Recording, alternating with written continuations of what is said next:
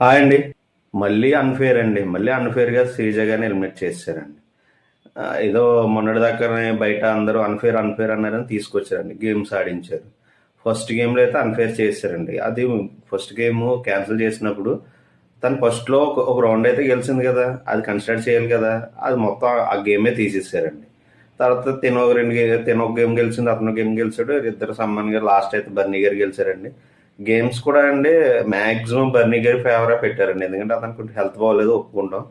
దివ్య ఆడిన గేమ్ అయితే హైట్ ఉన్న వాళ్ళకి అడ్వాంటేజ్ అండి. అక్కడైతే ఆవిడకి అన్ఫేర్ అయిపోయింది. తర్వాత గేమ్స్ లాస్ట్లో కళ్యాణ్ అయితే ఒక గేమ్ ఆడాడండి, బాగానే ఆడాడు.